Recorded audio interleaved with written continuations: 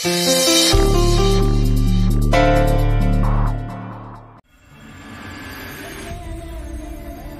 ফাইলগুলো চেক করে এন্ট্রি করে রাখো, আমি একটু বেরোচ্ছি। হ্যাঁ, কি ব্যাপার তিনজনে একসঙ্গে এই সময়? একটু আগে তো তোমার সঙ্গে কথা হলো, তুমি বলে যে আজকে তোমার বাড়ির সামনে থেকে। স্যার, আমরা এই গ্যাংটার সম্পর্কে কিছু গুরুত্বপূর্ণ ইনফরমেশন পেয়েছি। আমি আমার স্যারকেও সঙ্গে নিয়ে এসেছি। স্যার, আমাদের দুটো ডিপার্টমেন্টকেই না খুব অ্যাক্টিভ থাকতে হবে। ইনফরমেশন? কি ইনফরমেশন? স্যার, কালকে আবার ছিনতাই হবে, আর সেটা হবে শশী বোস মিত্র লেন এলাকায়। কি করে বুঝলেন? মানে আপনি এতটা শিওর হচ্ছেন কি করে? উত্তর কলকাতা তো অনেকটা বড় জায়গা, মানে সেখানে কখন কোথায় কিভাবে? স্যার, আসলে ওই ছিনতাইবাজ গ্যাংটার সম্পর্কে যা যা ইনফরমেশন পেয়েছিলাম সেগুলো আমি সবকটা পরপর করে সাজিয়েছিলাম। তারপরে আমি একটা জিনিস বুঝতে পেরেছি যে ওদের কাজে না একটা প্যাটার্ন রয়েছে, সেই প্যাটার্নটা আমি ধরে ফেলেছি। ওরা কিন্তু ছিনতাইটা করে ত্রিভুজ প্যাটার্নে। ত্রিভুজ প্যাটার্ন? হ্যাঁ স্যার, আসলে ওরা প্রথমে এক জায়গায় চুরি করে, তারপর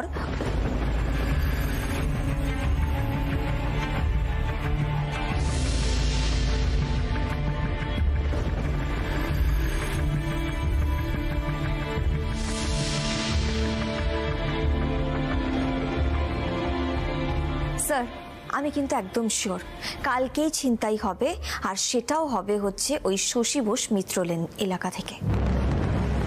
আপনাকে অ্যাপ্রিশিয়েট না করে পাচ্ছি না মিসেস দত্ত।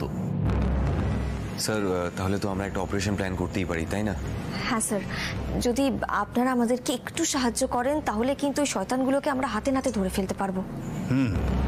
সবই তো বুঝলাম মিসেস দত্ত, কিন্তু শশী বোস মিত্র লেনও তো কম বড় জায়গা নয়। সেখানে কোথায় কতক্ষণ ওদের জন্য ট্র্যাপ ফেলে বসে থাকবো বলুন তো? স্যার, আমার হিসেব কিন্তু এটাও বলছে যে ওরা কিন্তু ওই ভোরবেলার দিকেই ছিনতাইটা করে।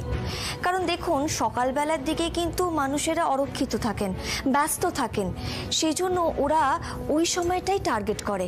আর স্পেশালি ওই বাজারের দিকে, তারপরে ধরুন মেট্রো স্টেশন, পার্ক, এই সমস্ত জায়গায় টার্গেট করে। মেন ওই জনবহুল এলাকাটাই ওরা টার্গেট করে, আর স্পেশালি মহিলাদের। দেখুন, শশী বোস মিত্র লেনে ভোরের দিকে জনবহুল এলাকা বলতে ওই ভোরের বাজার আর শশী উদ্যান, মানে যেখানে মর্নিং ওয়াক করতে লোকজন আসে আর কি। Exactly sir. বলছি, কাল সকালবেলা যদি আমরা এই সমস্ত জায়গাগুলো একটু ওয়াচ রাখতে পারি তাহলে কিন্তু ওদেরকে আমরা ধরে ফেলতে পারবো স্যার। কালকের পর কিন্তু ওরা আবার 7 দিনের জন্য গা ঢাকা দেবে। কালকের অপারেশনের পর আমরা আবার 7 দিন রেস্ট নেব। কালকের লোকেশন কি বস? শশী বোস মিত্র লেন।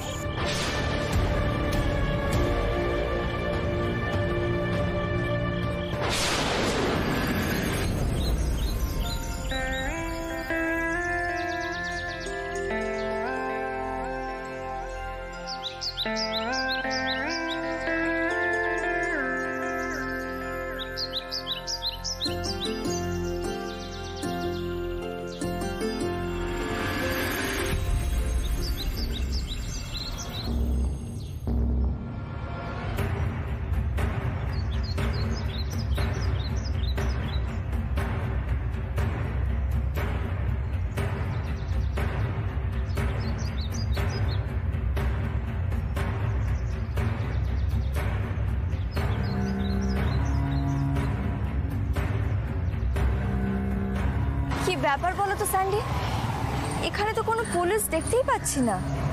আরে, তোরা যে কাল রাত থেকে এত প্ল্যানিং করলি, তাহলে কি ওরা তোর কথা বিশ্বাস করলো না? না, ওদের মুখ দেখে তো একবারের জন্য মনে হয়নি যে ওনারা আমার কথাটা উড়িয়ে দিয়েছেন। তাছাড়া চয়নও তো সেই রাত থাকতে বাড়ি থেকে বেরিয়ে গেছে। দেখ পড়না, তোর ইনভেস্টিগেশন যে 100% ঠিক সেটা আমি মানছি, কিন্তু কি বলতো, পুলিশের সাপোর্ট ছাড়া তো আমরা ওদের মুখোমুখি হতে পারবো না। দেখ, আমার মনে হয় কি আমাদের ফিরে যাওয়াটা বেটার। কি বলছো কি স্যান্ডি, ফিরে যাব মানে? আজকে যদি ওদেরকে আমরা ধরতে না পারি তাহলে তো 7 দিনের জন্য ওরা আবার গা ঢাকা দিয়ে দেবে।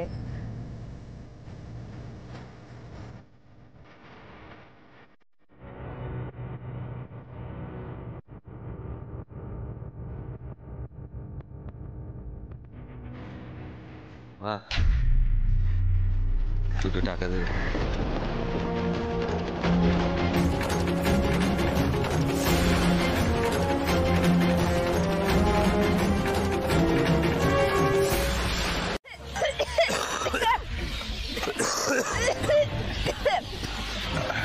ম্যাডাম আপনি ঠিক আছেন তো? আপনার লাগেনি তো কোথাও? না না, কিন্তু আমরা এত কাছে এসেও তো শয়তানগুলোকে ধরতে পারলাম না স্যার। পালিয়ে গেল, সব কটা পালিয়ে গেল। স্যার আমি যে আমার শাশুড়ি মাকে কথা দিয়েছিলাম যে এই শয়তানগুলোকে ধরে ওনার চিন্তায় হয়ে যাওয়া হার আমি ফিরিয়ে দেব। হ্যাঁ আপনি নিশ্চয়ই ফিরিয়ে দেবেন, আজ না হোক কাল আপনি নিশ্চয়ই পারবেন। ওদের প্ল্যানটা যখন আমরা ধরতে পেরেছি তখন ওরা কোথাও পালাতে পারবেন, আপনি একদম নিশ্চিন্ত থাকুন।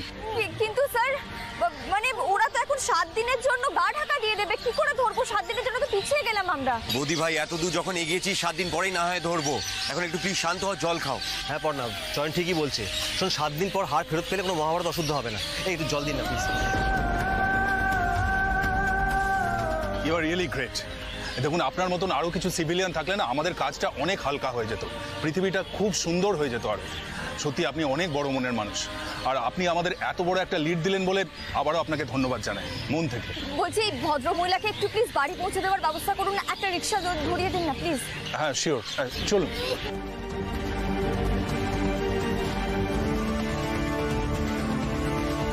ওনারা শ্রীনিকেতন থেকে এসেছেন, উনি শ্রীনিকেতনের কর্ণধার। হ্যাঁ, এই হচ্ছে সৃজন দত্ত, আমার ছেলে, ওই শাড়ির কথা কোম্পানির মালিক। হ্যালো মিস্টার দত্ত, আপনার পায়ে কি হলো? আসলে আমার একটা অ্যাক্সিডেন্ট হয়েছে, এখন আমি ঠিক আছি। আপনি বলুন না। দেখুন, আলোকপর্ণার ডিজাইন আমাদের খুব পছন্দ হয়েছে,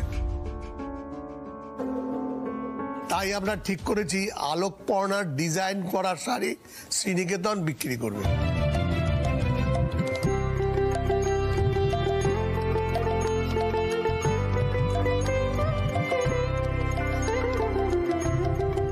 চৌকু দাদা গো, এই সুযোগ তো বারবার আসে না, এখন অভিমান করে থাকলে আর চলবে না।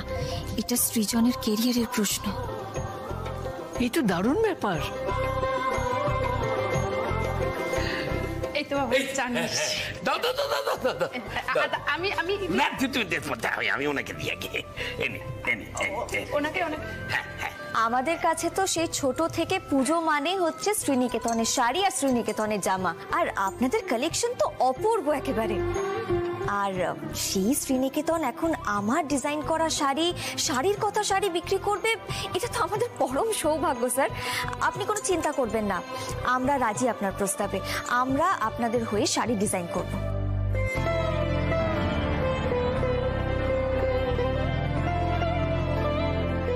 বেশ, তাহলে আপনি ডিজাইন করা শুরু করুন, বাকি ডিটেলস নিয়ে আপনাদের সঙ্গে পরে কথা হবে। আজ তাহলে আসি স্যার।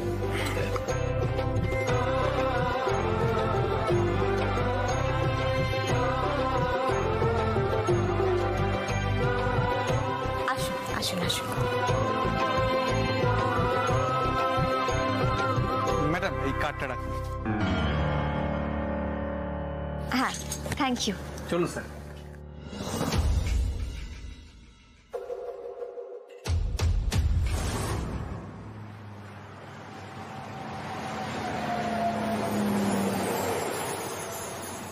আজকে একটু তাড়াতাড়ি দোকান যেতে হবে, সবাইকে বলতে হবে যে শ্রীনিকেতনের কর্ণধার আমাদের বাড়িতে এসছে। ছবিটা দেখি বাবা। সৃজন চলো, তোমাকে ঘরে দিয়ে আমি তারপরে ডিজাইন করতে বসবো। তোমার খুব আনন্দ হচ্ছে না পর্ণা? সে তো হবেই সৃজন, শাড়ির কথার জন্য এত বড় একটা ব্যাপার। মানে ভাবো, শ্রীনিকেতনের মতন এত বড় একটা ব্র্যান্ড আমাদের শাড়ি ডিসপ্লে করবে বলছে, এটা তো খুব আনন্দের কথা।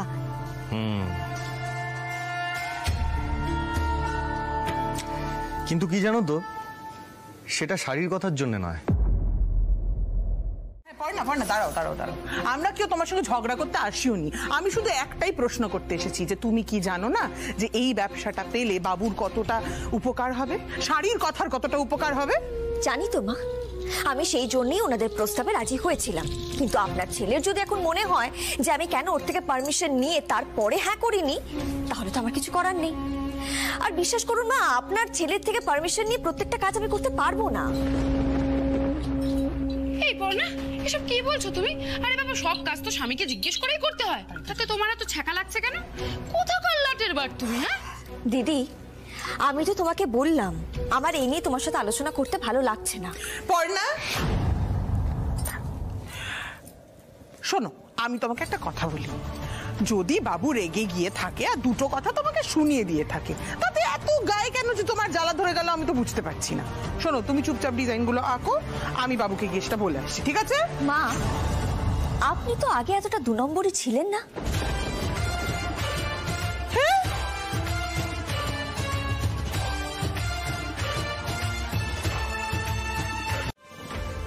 দেখো বদ্দি, তোমাদের জন্য যে আমার গলার হাতটা ছিনতাই হয়ে গেছে সেই দুঃখ আমি একদিন না একদিন ভুলে যাব, কিন্তু তা বলে তোমরা সকলে মিলে পর্ণার সঙ্গে শার্ট করে আমার বাবুটার ক্ষতি করছো, এটা তুমি মেনে নিতে পারি না, বলো? ও কি কথা মিষ্টি? আমরা সৃজনের ক্ষতি করে দেব? হ্যাঁ, তাই তো দেখছি, তাই তো করছো।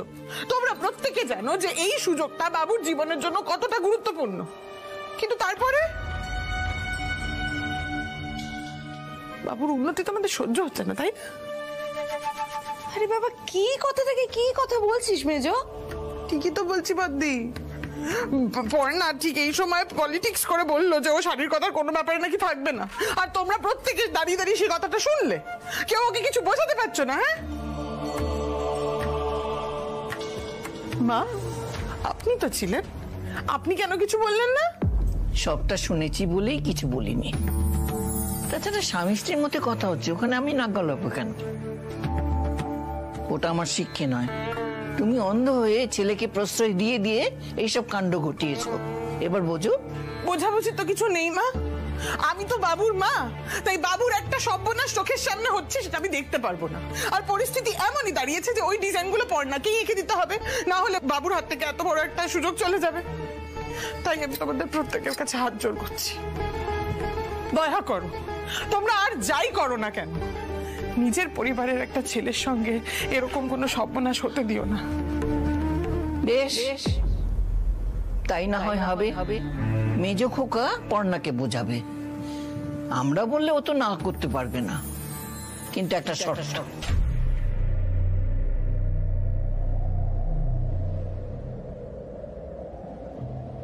কি শর্ত? পর্ণার কাছে তোমাকে ক্ষমা চাইতে হবে।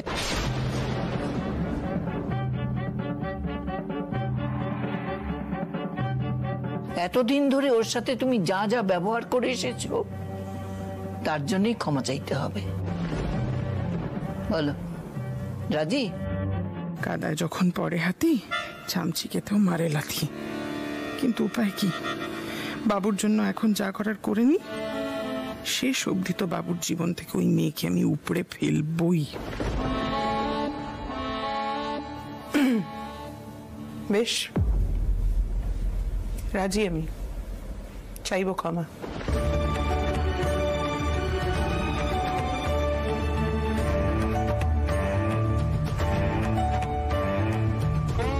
আমি মরে যাব, আমি গলায় দড়ি দেব। যে যা খুশি তাই করছে এই বাড়িতে, সবাই চোখে ঢুলি পড়ে বসে আছে, কিন্তু আমার বাবুর ব্যবসাটা যে লাটে উঠবে সেদিকে কারোর কোনো খেয়াল নেই। এ বলে ওর কাছে ক্ষমা চাও, ও বলে আমি কিছু বলবো না। আমি আর পাচ্ছি না, আমি আর পাচ্ছি না। আমি মরি তাহলে আমার শান্তি হবে, তোমাদেরও শান্তি হবে। যে যা পারো করো, তারপর আমি কাউকে কিচ্ছু বলবো না, কিন্তু আমি আর এই অনাচার নিতে পারছি না। বাবা, মা যদি সত্যি কিছু একটা... আরে তোমরা কে কোথায় আছো? শিগগিরই আমার ঘরে এসো। বাবা, আরে তোমরা তাড়াতাড়ি এসো প্লিজ। কোথায় তোমরা? আরে এসো না। বিজন, কি হয়েছে? চিৎকার করছিস কেন? কি হয়েছে? কি আরে কি হয়েছে? কি আরে কি হয়েছে? চেঁচামেচি করছিস কেন? আমি বলছি, মা আমার উপর রাগ করে ঘর থেকে বেরিয়ে চলে গেছে। বাবা, মা বলছিল মা নাকি মরে যাবে। বাবা বাবা আমার ব্যাপারটা কিন্তু ভালো লাগছে না, তুমি গিয়ে একবার দেখো প্লিজ। প্লিজ তোমরা যাও না একবার।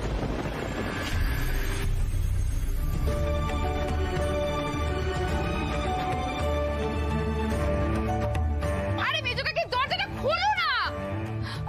আরে কে কোথায় আছো? তাড়াতাড়ি এসো। দেখো মেজো কাকি দরজা খুলছে না, বলছে গলায় নাকি দড়ি দেবে।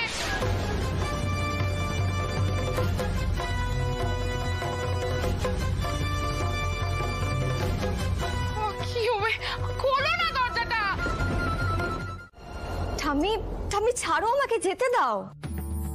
কোথায় যাবি? আরে বাবা, তুমি শুনলে না? মা ঘরের দরজা দিয়েছে, গলায় দড়ি দেবে বলছে। চুপ কর তো। কোনোদিন শুনেছিস যে বলে কয়ে কেউ গলায় দড়ি দিয়েছে? তুই তো খেলাটাই ধরতে পারিসনি। ঠিক বলেছো গিন্নিমা, নতুন বৌদি এখনো মেজমার পলিটিক্সটাই ধরতে পারিনি। উফ, কি আবার পলিটিক্স? তুই একটা বুদ্ধু, তোকে আমি 1 মাস ধরে জিলিপি খাওয়াবো, তাতে যদি তুই প্যাঁচটা ধরতে পারিস। এই দেখ, প্রথমে মেজু বৌমা এসে তোকে বললো, কিন্তু তুই রাজি হলি না। তারপর মা গিয়ে ছেলেকে সেধেছে তোকে প্রাপ্য সম্মান দেওয়ার জন্য। কিন্তু দাদাবাবু রাজি হয়নি, আমি তো জাগ দিতে গিয়ে কষ্ট শুনলুম। জানি তো, তাই নিজের ঘরে গেছে নাটকটা করতে। ও তো ভালোই জানে যে তুই দয়ার সাগর, এক্ষুনি গলে জল হয়ে যাবি। ও ঠাম্মি, সে যাই হোক না কেন, তুমি ছাড়ো না, আমি যাই ওইদিকে। মা রাগের মাথায় যদি কিছু একটা করে বসে, আচ্ছা যদি কোনো চোট ঠোঁটি পায় তো? কিচ্ছু হবে না, তুই চুপ করে আমার সঙ্গে আয়। আয় আয় বলছি আমার। মা, মা তুমি এসেছো? মা, মা এসব কি করছিলে বলো? মা কান্নাকাটি না, তুমি কেন এসব পাগলামো করছিলে? তুমি জানো না আমি তোমার চোখের জল সহ্য করতে পারি না, কেন করছো এসব? কি করবো, কথা শুনছিলি না তো তুই? আর এত ভালো একটা সুযোগ হাতছাড়া হতে দিই কি করে বল? বাবু, পর্ণা বলেছে পর্ণা ডিজাইনগুলো করবে। পর্ণা, তুমি আর দেরি না করে ডিজাইনগুলো করতে যাও।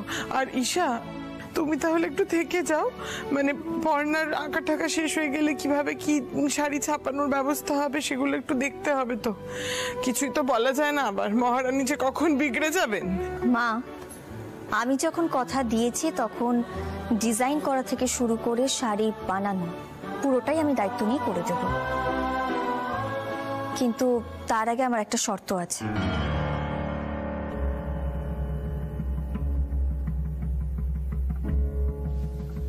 শর্ত? কি শর্ত? আমার এটাই শর্ত যে এই প্রজেক্টটাতে ঈশা থাকবে না।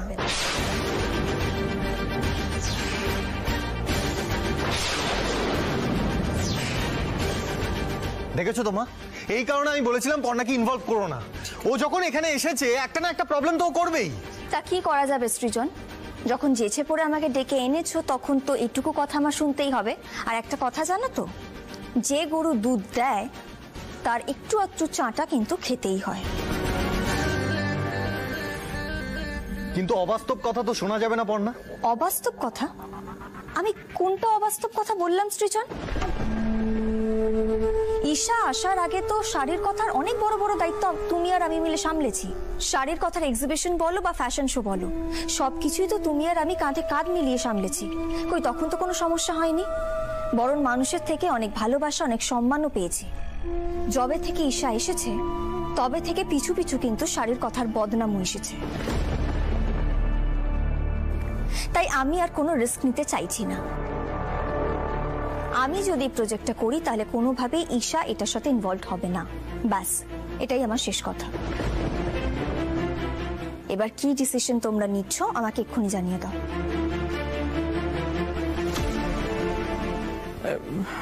আসলে মানে বাবু, সুযোগটা তো খুবই বড় বল, তাই এত কমপ্লিকেশনের তো দরকার নেই কাকিমা। সেরকম হলে আমি এই প্রজেক্টে থাকবো না, আমি চাকরিটা ছেড়ে দিয়ে চলে যাব। এমনিতেও পর্ণা যেখানে আছে সেখানে আমি শান্তিতে কাজ করতে পারবো, এটা তো পসিবল নয়, তাই না সৃজন? এর আগেও আমি রেজিগনেশন জমা দিতে চেয়েছিলাম, কিন্তু সেই সময় আপনি আমাকে বাধা দিয়েছিলেন।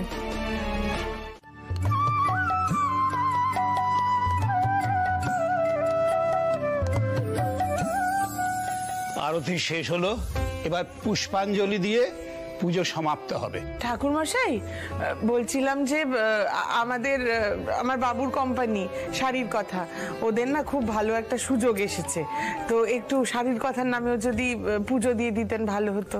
বেশ, তাহলে আর একটা ঘট প্রতিস্থাপন করে দিই, সেই ঘটেই কোম্পানির নামে পুজো দেয়া হবে। হ্যাঁ হ্যাঁ ঠাকুর মশাই, এক্ষুনি এনে দিচ্ছি। ঠাকুর মশাই, নাও বাবু, এতে স্বস্তিক চিহ্ন এঁকে আম্রপল্লব দিয়ে নিজের ব্যবসার নামে সংকল্প করে আমাকে দাও, আমি প্রতিস্থাপন করে দেব।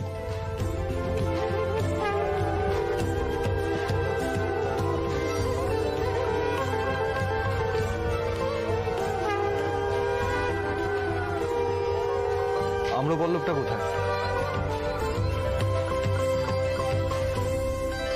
এই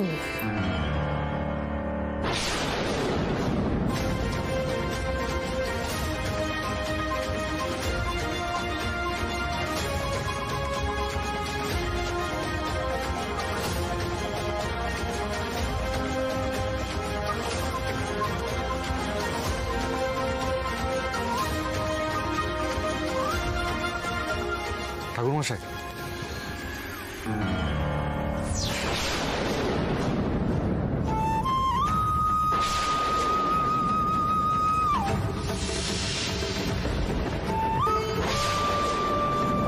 মা, আম্রপল্লবটা যে পড়ে গেল, এ তো অমঙ্গলের চিহ্ন।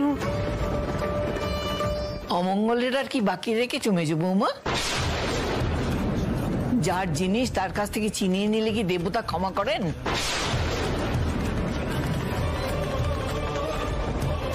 এমন মানুষের পুজো তিনি গ্রহণ করেন না।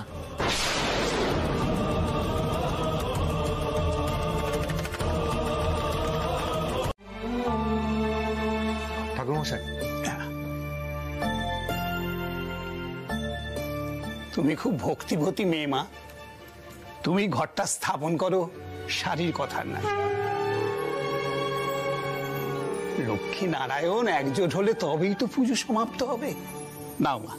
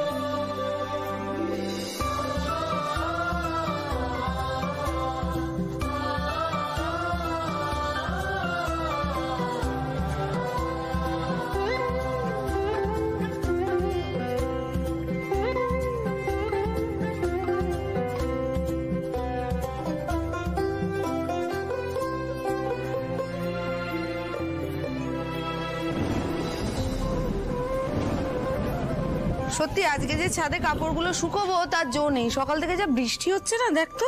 তা যা বলেছো বর্দি, এই উঠোনটা রয়েছে বলে বাঁচোয়া। আর আজকের আবহাওয়াটা এতটাই খারাপ, শাড়িগুলো শুকোতে অনেক সময় নিচ্ছে।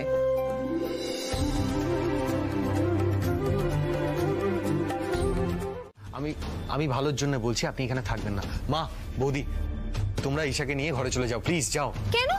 ও সারাক্ষণ ধরে আমার সাথে দুর্ব্যবহার করবে, আর আমি কেন চলে যাব?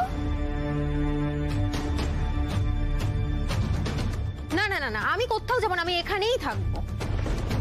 শোনো শোনো ঈশা, পর্ণা তো তোমাকে ভুল কিছু বলেনি। ও তো শুধু বলেছিল তোমার পোশাকটা বদলে আসতে, তো সেটাই বদলে নিতে পারতে। বাবা জানি না কি হবে এখন। আমি নিজে জামা কাপড় পরেছি, তাতে ওর কি? হ্যাঁ, ও আমাকে এত কথা বলতে আসবে কেন? আমি ভালো কথা বলছি আপনাকে। ও যা ইচ্ছে তাই করুক, আমি ওকে ভয় পাই নাকি? ভালো কথা বলছি ঈশা, আপনি পর্ণাকে ঘাটাবেন না। আপনি পর্ণাকে চেনেন না। আরে ওর তারটা একবার কেটে গেলে না, ও যে কি করতে পারে আপনার ধারণা নেই সেই বিষয়ে। না সৃজন, আমি যাব না। আমিও দেখতে চাই যে ও কি করতে পারে।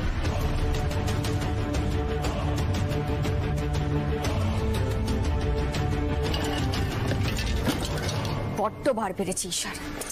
আজকে না ওর সমস্ত বেয়াদবি আমি একবারে ঘুচিয়ে ছাড়বো। খালি সৃজনের গায়ে পড়া না, বার করছি ওর গায়ে পড়া।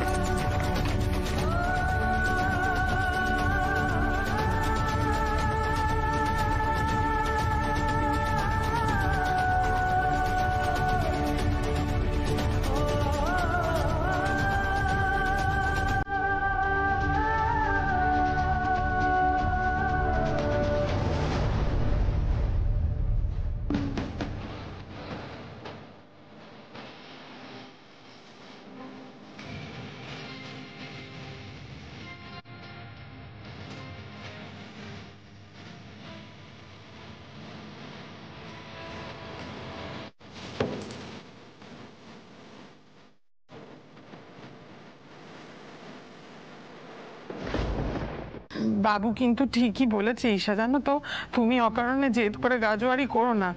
দেখো এক্ষুনি ও এসে গেলে আবার একটা অশান্তি হয়ে যাবে। আরে বাবা জেঠু, তোমরা দাঁড়িয়ে কি দেখছো? একটু বোঝাও না ঈশাকে। না, ও যদি এখানে থাকতে হয় থাকুক, আমি বরঞ্চ ঘরে চলে যাই। কারণ পর্ণার তার কেটে গেলে আমার নিজেরই বুকটা ঢিপ ঢিপ ঢিপ ঢিপ করে। হ্যাঁ,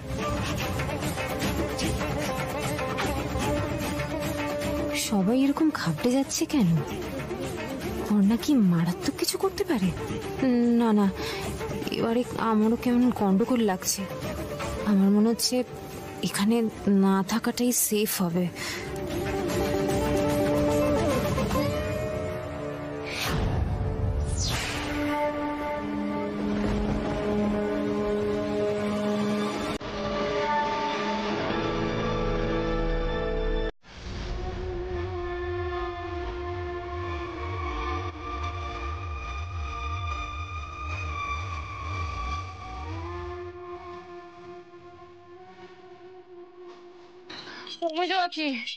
এ তো দেখছি ছোবড়া ঘষতে ঘষতে ক্ষয়ে গেল, তাও তো উঠছে না।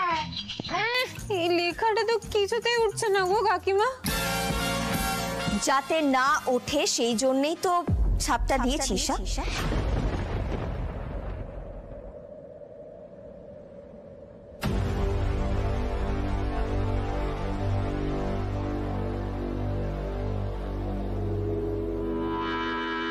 বাহ, এই তো পোশাকও কি দিব্যি পাল্টে গেছে।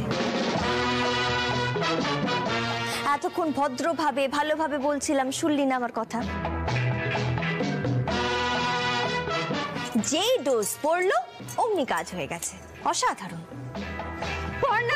আস্তে, গলা নামিয়ে কথা বলিস। আমি চাই তোর মা, তোর বাড়ির লোক প্রত্যেকে জানুক যে তুই আসলে কত বড় বেহায়া। তুই বাইরে বেরিয়ে কি কি কাজকর্ম করে বেড়াচ্ছিস সেটা সবাই জানুক।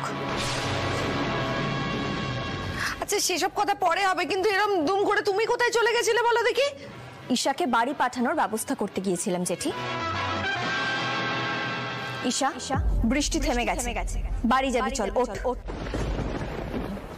না, আমি যাব না। তুই যাবি না, তোর ঘাড় যাবে। পর্ণা, এসব কি হচ্ছে? কি হচ্ছে কি?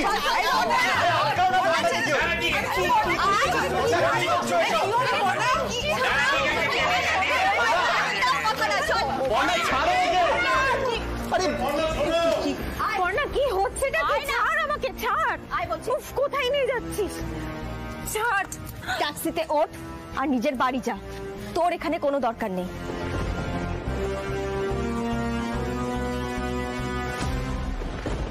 আপনি কি দেখছেন ওরকম করে? আপনার কপালে? হ্যাঁ, ও আসলে সত্যি সত্যি বেহায়া তো, সেজন্য ওর কপালে ওটাই লেখা রয়েছে। আপনি ওকে সাবধানে বাড়ি পৌঁছে দেবেন। হ্যাঁ, আয়। ছাড় পর্ণা, ওর গাড়িতে।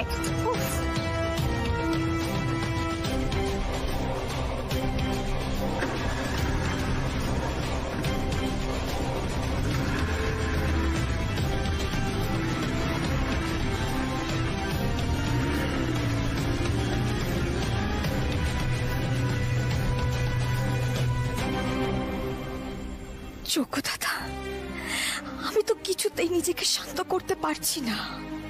কেন পারছি না যোগ্য দাদা? কেন?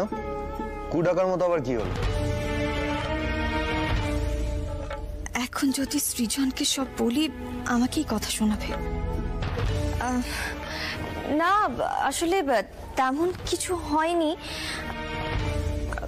আসলে এমনি এমনি মনটা আজকে খুব অস্থির অস্থির করছে, বুঝলে।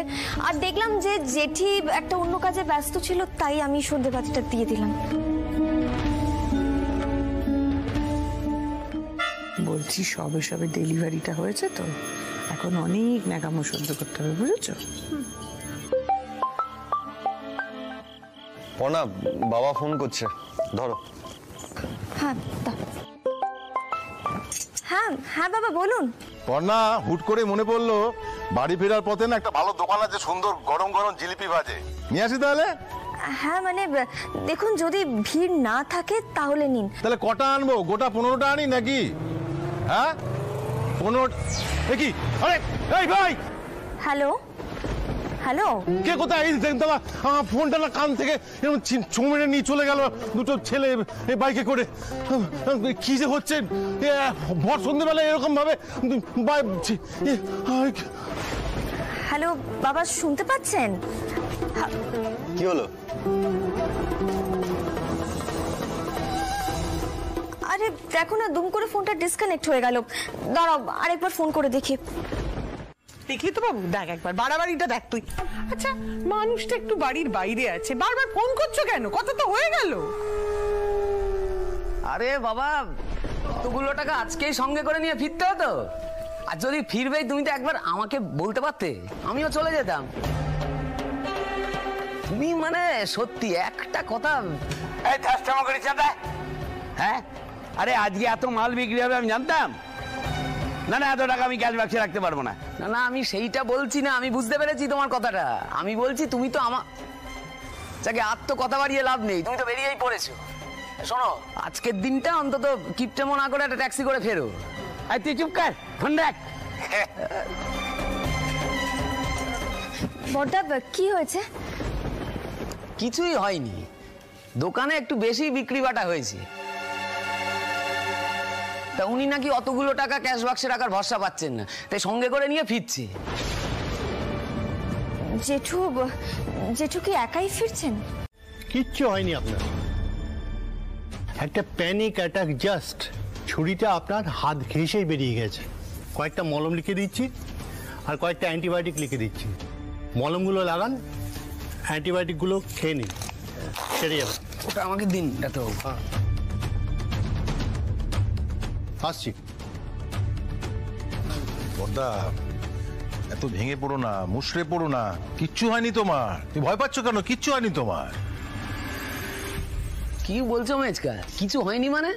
এতগুলো টাকা যার যায় না সে বুঝতে পারে। এটা কারোর কাছে অ্যাডভেঞ্চার হতে পারে, কিন্তু আমাদের তো কষ্ট করে রোজগার করা পয়সা, আমরা বুঝতে পারছি। যাকগে, মরা কান্না কাঁদার মতো কিছু হয়নি। টাকা গেছে, টাকা গেছে। আরে টাকা মাটি, মাটি টাকা। রোজগার করলে আবার সেই টাকা ফিরে আসবে। সত্যি মা, কি হচ্ছে বলুন তো? প্রথমে আমার চনুটার ওপর এরম হলো, তারপর আপনার বড় ছেলের ওপর। আর কি কি দেখতে হয় দেখো দিদি। আগুন নিয়ে খেলবে আর হাত পুড়বে না, তা কি হয়? আসুন আসুন।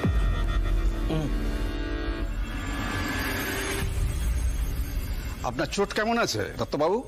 বাবা এখন ঠিক আছে, কিন্তু স্যার আমি বুঝতে পারছি না, আপনারা সবাই ঘুমিয়ে না থেকে এবার চোরগুলোকে যত তাড়াতাড়ি হয় ধরার ব্যবস্থা করুন। আমরা ঘুমাচ্ছি না স্যার, আমাদের পুরো ফোর্স 24 ঘন্টা তল্লাশি চালাচ্ছে ওই গ্যাংটাকে পুরো ধরবার জন্য। চেষ্টা হচ্ছে। এর আগে আমি দোকান থেকে টাকা নিয়ে বাড়ি ফিরিনি, তখন কি ছুরি তলোয়ার নিয়ে আমার উপরে ছিনতাই হয়েছিল? আমায় গাধা পেয়েছেন? আমি বুঝতে পারছি না কেন এসব হচ্ছে। আপনি উত্তেজিত হবেন না, একটু ভালো করে বলুন তো ঠিক কি ঘটেছিল। আমি বলছি, প্রথমে তো আমার ফোনটা চুরি হলো, তারপর বড়দার বড় বাজারের দোকান।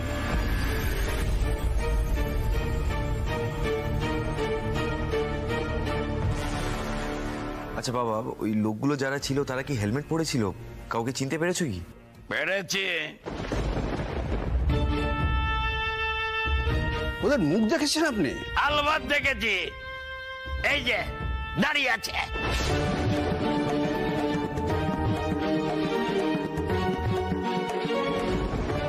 একে গ্রেফতার করে এক্ষুনি থানায় নিয়ে যান। এই হচ্ছে যত নষ্টের গোড়া।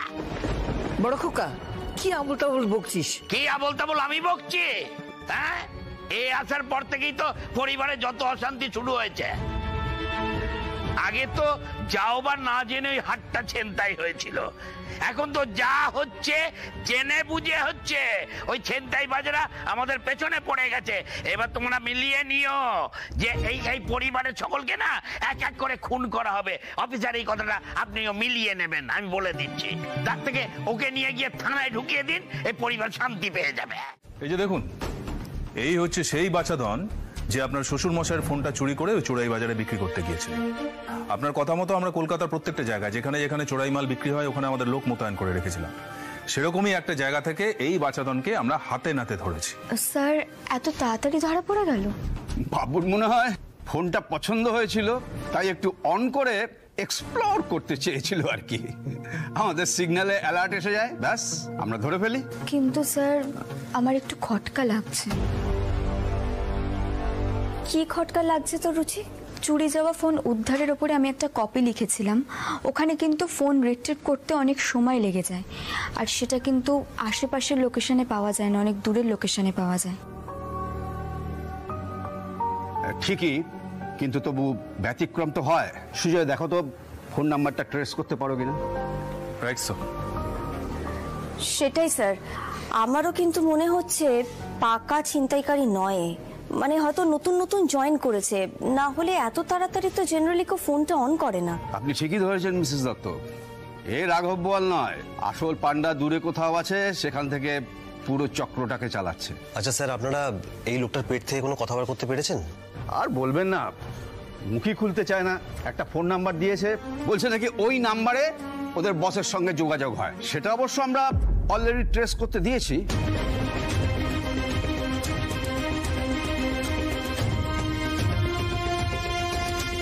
এই সোজা কথা সোজাভাবে বলবি নাকি অন্য দাওয়াই দেবো? আমি তো কতবার বলেছি স্যার, আমি বসকে কোনোদিন চোখেই দেখিনি। ভিডিও কলে কথা হয় আমাদের, আর ভিডিও কলটা তো কালো, মানে স্ক্রিনটা তো কালো থাকে, তাই মুখ দেখা যায় না, আর নামও ওঠে না। সত্যি বলছি স্যার, মায়ের দিব্যি। স্যার, ওই ভিডিও কলের নাম্বারটা ট্রেস করা গেছে। ওটা ওই আসানসোল আর বর্ধমানের মাঝখানে জিটি রোডে যে হাইওয়ে আছে না, ওখানে অ্যাক্টিভ। Good job Sujoy. আচ্ছা, একে এক্ষুনি লকআপে ভরে দাও, আর চার্জশিটটা তাড়াতাড়ি লিখে বাঁধো। Okay sir. এই নিয়ে চলো ওকে। হ্যাঁ মিসেস দত্ত, লোকেশনটা যখন পাওয়াই গেছে তখন তো আর দেরি করা উচিত নয়। এদের নেটওয়ার্ক মারাত্মক, যেই শুনবে যে এদের ছোকরা ধরা পড়েছে ওরা পাত্তারি গোটাবে। আমরা আজই ওখানে রেড করব। স্যার, আমরাও আপনাদের সঙ্গে যেতে চাই, প্লিজ আপনি পারমিশন দিন। বেশ, চলুন। এই কেসটার সঙ্গে তো আপনার সরাসরি যোগাযোগ আছে। স্যার, আমিও যাব, এই অপারেশনে অফিসিয়ালি যুক্ত থাকতে চাই। ওকে, আমি আপনার ডিপার্টমেন্টের সঙ্গে কথা বলে দিচ্ছি। Thank you so much sir. আমি আসলে আপনাদের সাহায্য নিয়ে ওই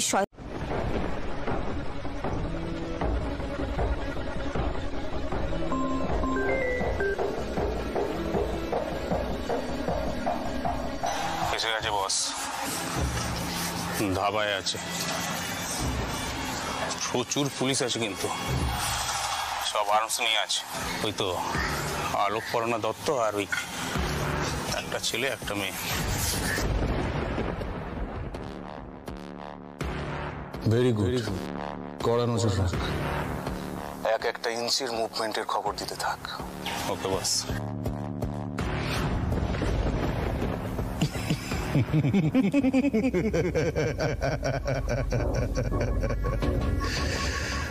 আপনি তো ফুল ঘুঘু পাখির মতো টুক টুক করে আমার ফাঁদে এসে পা দিলেন মিসেস দত্ত।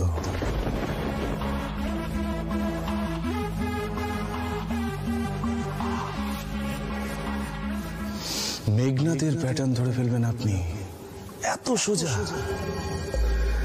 এবার আপনার চোখের সামনে থেকে মানুষ ছিনতাই হবে, আর আপনি কিচ্ছু করতে পারবেন না।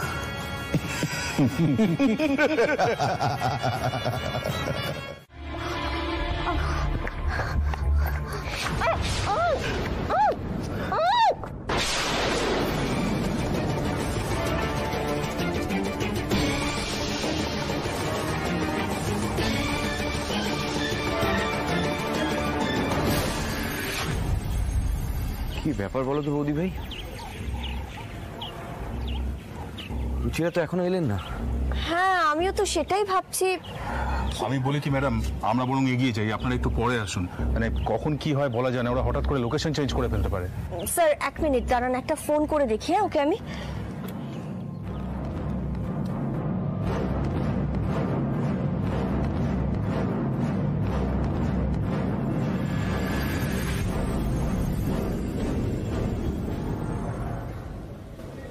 কি রুচির ফোনটা সুইচড অফ?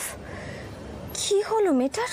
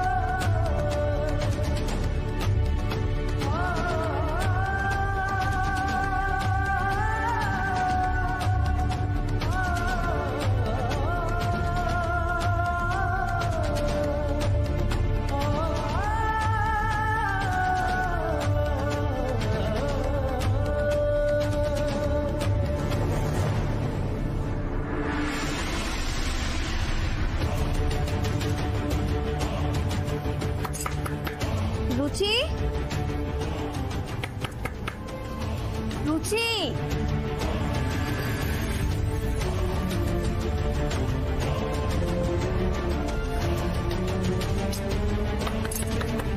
এই রুচি, হলো?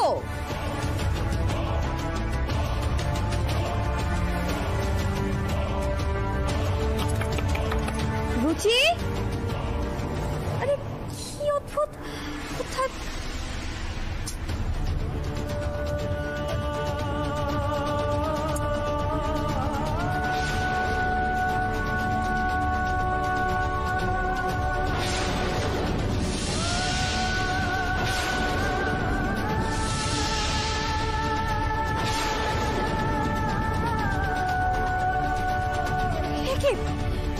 রুচির ফোন এখানে ভাবে। রুচি, সেটা তো আরো ভয়ঙ্কর ঠাম্মি। তুমি জানো ওরা রুচির বদলে কি চেয়েছে? কি? আমাদের এই পরিবারের গণেশ মূর্তি।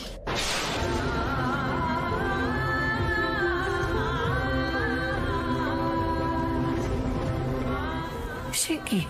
হ্যাঁ ঠাম্মি, কিন্তু ওরাই গণেশ মূর্তির কথা কি করে জানলো, কোথা থেকে জানলো আমি কিচ্ছু জানি না। আমি শুধু এটুকু জানি ওরা সাংঘাতিক লোক, আর ওদের কাছে আমার বন্ধু একা একা বন্দিও রয়েছে ঠাম্মি। আমি এখন জানি না ও কি করছে, কেমন আছে, সুস্থ আছে কিনা, কিচ্ছু জানি না আমি, কিচ্ছু না। পুলিশ কি বলছে? পুলিশ? ওরা আমাকে হুমকি দিয়েছে আমি যদি পুলিশের সাহায্য নিই তাহলে ওরা রুচির কোনো চরম সর্বনাশ করে দেবে। রুচিকে ফিরিয়ে আনার একমাত্র উপায় এখন হচ্ছে ওই গণেশ মূর্তি ওদের হাতে তুলে দেওয়া, এছাড়া অন্য কোনো উপায় নেই ঠাম্মি।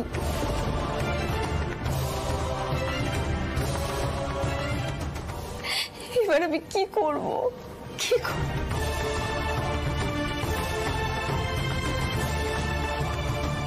কি পর্ণা ফিরে এসেছে? খুব যে বড় মুখ করে বলে গিয়েছিল মেজো কাকির হার, বাবার টাকা না নিয়ে ঘরে পাই দেবে না, পেয়েছে কি সবটা ফেরত? তাহলে কাঁদছে কেন?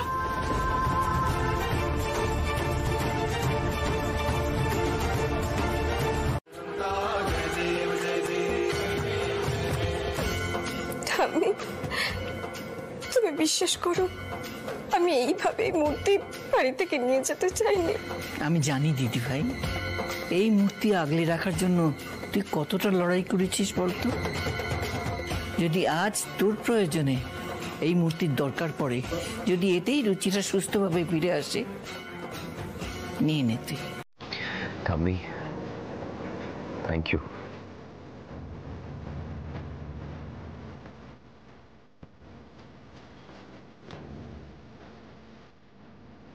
যা দিদি ভাই, সাবধানে গণেশ দাদাকে নিয়ে তোর ঘরে লুকিয়ে রেখে দে। তোর যোগ্য দাদাকে বলিস গণেশ দাদাকে একটিবার বলতে তিনি যেন রুচিকে নিয়ে আবার আমাদের বাড়িতে ফিরে আসেন, বুঝলি? হ্যাঁ বৌদি ভাই, তাড়াতাড়ি ঘরে যাও, কেউ দেখে ফেললে আবার কুরুক্ষেত্র লাগবে। চল চল।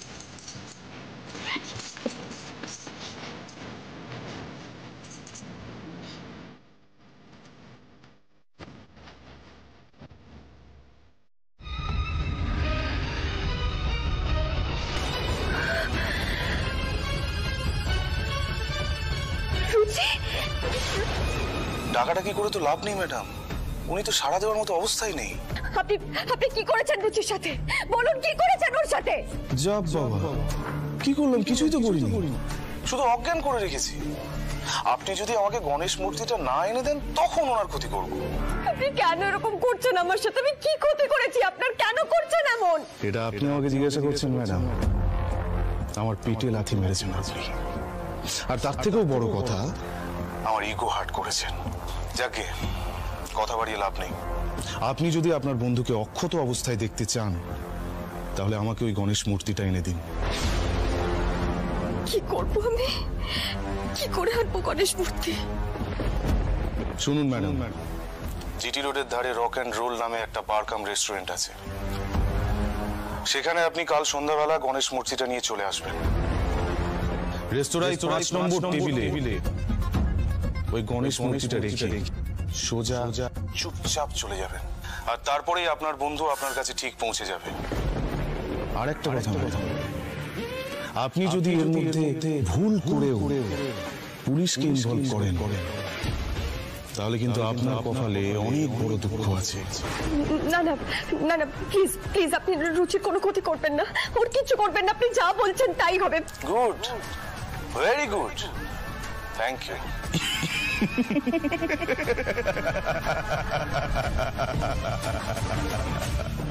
মা গো, কিভাবে ধমকাচ্ছে মেয়েটাকে।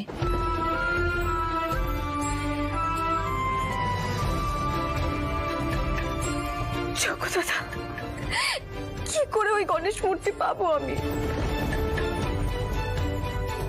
আমি কি তাহলে রুচিকে আর ফিরিয়ে আনতে পারবো না? না না, খুব ভেঙে পড়েছে মেয়েটা, আমাকে একটা কিছু করতেই হবে, কিছু একটা করতে হবে।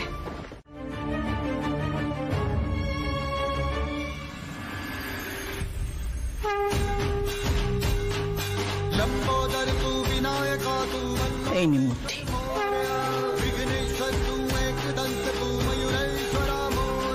এবার তোর বন্ধুকে ফিরিয়ে নিয়ে। ঠাম্মি, তুমি এই মূর্তি কি করে আনলে? চুরি করে।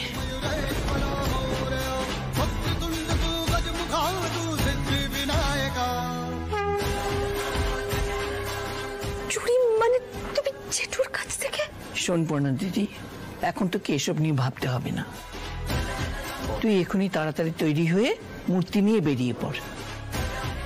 ভোর হয়ে এলো বলে এইটুকু সময়টা তোর বাপের বাড়িতে কাটিয়ে তারপরে সকাল সকাল বেরিয়ে পড়িস, কিন্তু এখন আর সময় নষ্ট করিস না। আমি সত্যি বুঝতে পারছিলাম না ঠাম্মি, আমি কি করব, কি করে রুচিকে ফিরিয়ে আনবো, মায়ের হার কি করে ফিরিয়ে আনবো, জেঠুর অতগুলো টাকা, আমি কিচ্ছু বুঝতে পারছিলাম না। এত অস্থির হলে চলবে না দিদি ভাই, একটু শান্ত হ। আমি জানি তুই পারবি, তাই তো তোর হাতে এই গণেশ মূর্তিকে তুলে দিয়েছি। রুচিরাকে আর বাকি যার যার যা কিছু খোয়া গেছে সব নিয়ে বাড়িতে চলে আয়।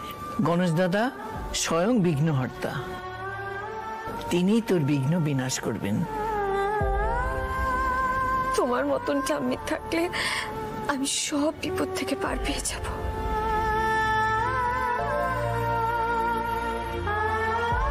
মানে এটা খুব সহজ পর্ণা। দেখো পর্ণা, তুমি এর আগেও এরকম অনেক ঝুঁকিই নিয়েছ, কিন্তু কাজের কাজ কিছু করে উঠতে পারোনি। উল্টে এই বাড়িতে একের পর এক বিপদ ডেকে এনেছো। দাদু ভাই, এতটা অকৃতজ্ঞ হয়েও না। পর্ণা দিদি এ বাড়ির জন্য যা যা করেছে তুমি কিন্তু সব ভুলে যেও না। আজ ওর বন্ধুর বিপদের দিনে আমরা পাশে দাঁড়াবো না? ঠাম্মি, তোমার কি সত্যিই মনে হয় যে ও এই গণেশটা দিয়ে রুচিরাকে সুস্থ অবস্থায় বাড়িতে ফিরিয়ে আনতে পারবে? আমার কিন্তু মনে হয় না ঠাম্মি, কারণ ও তো কিছুই ফিরিয়ে আনতে পারেনি, বরং পরিস্থিতি আরো জটিল করে তুলেছে। তাই এই অবস্থায় আমি ওকে একা ছাড়তে পারবো না ঠাম্মি। সৃজন, প্লিজ তুমি একটু মাথা ঠান্ডা করে আমার কথাটা শোনো। সবে সবে তুমি সুস্থ হয়ে উঠছো, তোমার পায়ের এই অবস্থা, তুমি এখন এই সমস্ত পাগলামো করার কথা ভুল করেও ভেবো না সৃজন। শোনো পর্ণা, আর একটাও কথা তুমি বলবে। এই ন্যাকামো করে আর দরদ দেখাতে এসো না আমায়। তুমি যদি আমার পায়ের অবস্থার কথা ভাবতে না, তাহলে এত বড় কাণ্ড তুমি করতে না। দাদু ভাই, বাড়ির সবাই ঘুমোচ্ছে, একটু আস্তে কথা বলো। সৃজন, তুমি কি সত্যি বিশ্বাস করো আমি ইচ্ছে করে এই বিপদটাকে ডেকে এনেছি? দেখো পর্ণা, আমার এখন এসব কথা বলতে ভালো লাগছে না। মোদ্দা কথা এটাই যে তুমি এখনো আমার স্ত্রী, তাই তোমার জন্য যদি এ বাড়িতে কোনো ক্ষতি হয় তার ভার কিন্তু আমাকেই বইতে হবে। তুমি যখন বাড়ির সম্পত্তি নিয়ে টানাটানি করছো, তখন সেটা পাহারা দিতে আমাকে তোমার সঙ্গে বেরোতে হবে, তাই না? কারণ তুমি তো এই পরিস্থিতি তৈরি করেছো আজকে। তাই কথা না বাড়িয়ে চুপচাপ চলো। কিন্তু আমি আর একটাও কথা শুনতে চাই না। হয় আমি তোমার সঙ্গে যাব, নয় গণেশ এই বাড়ি থেকে বেরোবে না। যে কোনো একটা হবে। বেশ, চলো চলো আমার সাথে। দরকার নেই।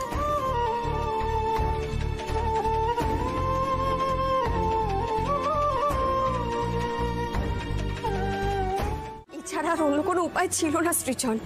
তুমি কেন বুঝতে পারছো না? আমি বুঝতে চাইও না। পর্ণা, তুমি না আমার সামনে এভাবে কান্নাকাটি করবে না প্লিজ, আমার এসব দেখতে ভালো লাগে না।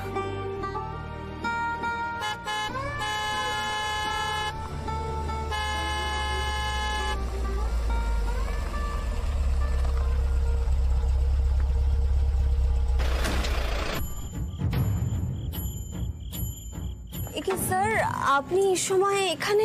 মিসেস দত্ত আসুন, গাড়িতে উঠুন। সরি স্যার, আমি তো বলেছি যে আমি আপনাদের হেল্প নিতে পারবো না। ওদিকে রুচির ক্ষতি হয়ে যাবে না হলে, তারপরেও আপনারা। প্লিজ ম্যাডাম, ট্রাস্ট মি, আপনি আসুন, আমাদের একবার থানায় যেতে হবে। কিন্তু অফিসার, আমি না আপনাকে একটা অ্যাডভাইস করছি। আপনি না ওর সাথে কথায় পারবেন না, ওকে ভালো কথায় কাজ হয় না। আপনি হয় ওর হাতে হাত করা, নয় কোমরে কোমরে দড়ি বেঁধে টেনে নিয়ে যাবেন যেখানে নিয়ে যাওয়া। না, তুমি এত পাকামি করো না তো।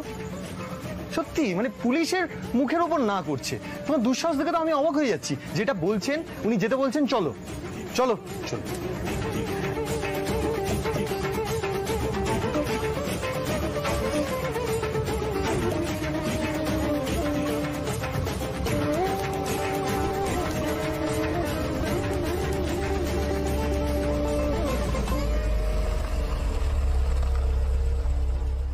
দেখুন ম্যাডাম, এরকম কিডন্যাপিং কেস হ্যান্ডেল করার অভিজ্ঞতা আমাদের প্রচুর আছে, তাই একটু ভরসা রাখুন প্লিজ। আপনার কাছে আপনার বন্ধুর প্রাণ যেমন ইম্পর্টেন্ট, আমাদের কাছেও সমান ইম্পর্টেন্ট। ওই গুন্ডাদের থেকে সিভিলিয়ানদের সিকিউরিটি আমরা অনেক বেশি প্রায়োরিটি দিই, তাই খুব ট্যাক্টফুলি আমাদের পুরো সিচুয়েশনটাকে সামলাতে হবে। তাহলে পর্ণাকে কোথাও যেতে হচ্ছে না তো? সরি মিস্টার দত্ত, সেটা হবে না। মানে মানে ওই গুন্ডাদের ডিমান্ড অনুযায়ী ওনাকে তো যেতেই হবে। মিসেস দত্ত, আমি যেটা বলছি আপনি ভালো করে শুনুন। আপনি ওই গুন্ডাদের ডিমান্ড অনুযায়ী গণেশ মূর্তিটা নিয়ে ওখানে যাবেন, আর আমরা লোকাল পুলিশের হেল্প নিয়ে পুরো জায়গাটাকে ঘিরে রাখবো সিভিল ড্রেসে। তারপর যে বা যারা ওই রুচিটাকে ফেরত দিতে আসবে বা ওই গণেশ মূর্তিটা তুলে নিয়ে যেতে চাইবে, আমরা ট্র্যাক করে ওদের ওখানেই ধরে ফেলবো। মেঘনাথ, স্পিকারে দাও। হ্যালো। হ্যালো ম্যাডাম, সব ভালো তো? রুচি কেমন আছে? কোথায় আছে ও? সে তো আপনার হাতে ম্যাডাম। এখনো পর্যন্ত তেমন অত্যাচার করিনি, তবে কি জানেন তো, হাত পা না খুব নিষ্পিস করছে। তা ওই গণেশ মূর্তিটা আপনার হাতে এসে পৌঁছেছে তো? কোথায় যেতে হবে সেটা বলুন, আর একটা কথা কিন্তু মাথায় রাখবেন, আমি আগে রুচিকে আমার কাছে পাবো, তারপরে কিন্তু আমি গণেশ আপনাদের হাতে দেব। আগে রুচি, তারপর Ganesh. Madam, I am extremely sorry, এটা আমার গেম, তাই আমার রুলস। আগে গণেশ মূর্তি, তারপর আপনার বন্ধু। যাকে আপনার মনে আছে তো জিটি রোডের ধারে rock and roll bar cum restaurant? ওখানে 5 নম্বর টেবিলে রিজার্ভ কার্ড রাখা থাকবে, আর প্রত্যেকটা টেবিলের মতো ওখানেও ছোট ছোট টেবিল ল্যাম্প থাকবে। আপনি ওই গণেশ মূর্তিটা টেবিল ল্যাম্পের ভেতরে রেখে চুপচাপ বাড়ি চলে যাবেন, আর তারপরে সময় মতো ঠিক আপনার বন্ধু আপনার কাছে পৌঁছে যাবে। আর একটা কথা, তার মধ্যে যদি আপনি কোনো দেরি করেন বা আপনি যদি পুলিশকে ইনভলভ করার চেষ্টা করেন, তাহলে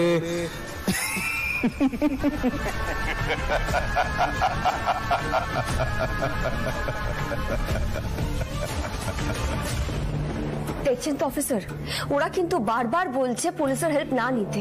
আরে তুমি থামো তো, তুমি কি ওনাদের থেকে বেশি জানো নাকি? ম্যাডাম, আপনি চিন্তা করবেন না, ওরা বুঝতেও পারবে না যে পুলিশ আপনার সঙ্গে আছে।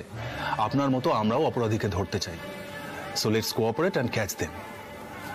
আমার শুধু একটাই চিন্তা, মিস্টার সৃজন, রেস্টুরেন্টের পেছনের দিকের দরজা, মানে এমার্জেন্সি এক্সিট গেট, এখানে সমস্ত রকম ডেলিভারি ফেলিভারি এবং ওই রান্নার জিনিসপত্র ভেতরে ঢোকে এবং বেরোয়। ওকে, তাহলে আমরা এই গেটের পাশেই পজিশন নিয়ে নিচ্ছি। না স্যার, এদিকে অনেকগুলো গলিগালা আছে। আপনারা তো এই এরিয়ার লোক নন, বুঝবেন না। আমরা লোকাল, তাই আমরাই এদিকে পাহারা দেব। আপনি চিন্তা করবেন না স্যার, প্রত্যেকটা ফুড ডেলিভারি বয়ের প্যাকেট পর্যন্ত চেক না করে ছাড়বো না। তবে স্যার, যতক্ষণ না পর্যন্ত আমি রুচিকে পাচ্ছি, আপনারা কিন্তু কোনো স্টেপ নেবেন না প্লিজ। না, আমরা সন্দেহজনক কাউকে দেখলেই ওকে সঙ্গে সঙ্গে অ্যারেস্ট করব না, আগে ওকে ফলো করে একটা নিউট্রাল পজিশনে নিয়ে আসার চেষ্টা করব। তাহলে সুদর্শন বাবু, আমরা এন্ট্রি গেটের পাশে পজিশন নিচ্ছি, আপনারা ওই এক্সিট গেটের ওই দিকটা দেখুন। আর মিসেস দত্ত, আপনি ওই গণেশ মূর্তিটা নিয়ে ভেতরে চলে যান। ওই গুন্ডারা যেখানে বলেছে ঠিক ওইখানে ওই মূর্তিটা রেখে তারপরে বাইরে চলে আসবেন। না, আমি যতক্ষণ না পর্যন্ত রুচিকে পাচ্ছি আমি কিছুতেই রেস্টুরেন্টের বাইরে আসবো না। বৌদি ভাই, তোমার সাথে আমিও যাব। তুমি আর আমি ভালো করে নজর রাখলে রুচিটাকে কে বা কারা ফেরত দিতে আসছে তার একটা লিড পেয়ে যাবো। এই তুমি আর আমি কি? হ্যাঁ, এই আমিও তো সঙ্গে যাবো নাকি? তোরা তো দেখছি আমাকে কনসিডারই করছিস না, কেন বলো তো? সৃজন, আমারও কিন্তু মনে হচ্ছে তুমি বরং গাড়িতেই ওয়েট করো। দেখো তোমার পায়ের এখন এই অবস্থা, ভেতরে কি হবে না হবে তা তো বলা যায় না। তোমার ভেতরে যাওয়ার কোনো দরকার নেই, তুমি বাইরেই ওয়েট করো। আবার অফিসার, তাহলে আমরা তিনজনেই ভেতরে গেলাম। আচ্ছা ঠিক আছে, আপনারা সবাই যান। আর রুচিরাকে ফেরত পাওয়া মাত্রই আমাকে একটা মিসড কল দিয়ে দেবেন। সাবধানে থাকবেন। All the best. মনে রাখবেন, ওই মেঘনাথকে ধরার থেকেও আপনাদের নিজের সিকিউরিটি অনেক বেশি ইম্পর্টেন্ট। ওকে, তাহলে আমরা এখানে পজিশন নিয়ে নিচ্ছি। Operation alpha.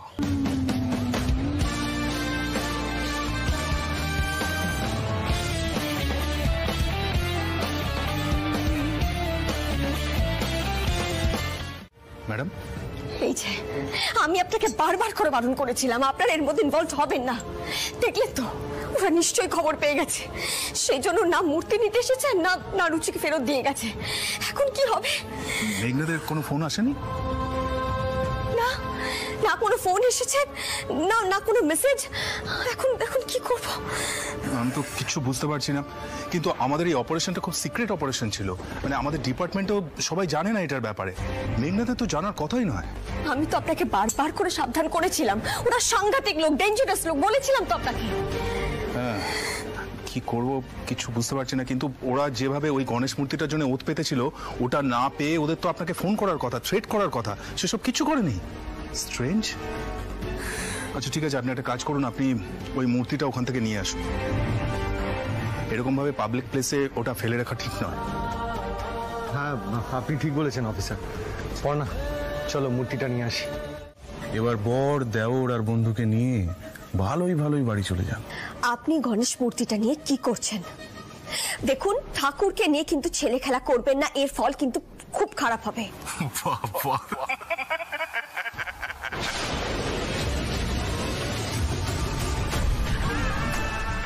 আপনার গলার এখনো পর্যন্ত এত আওয়াজ শুনে বেশ ভালোই লাগছে।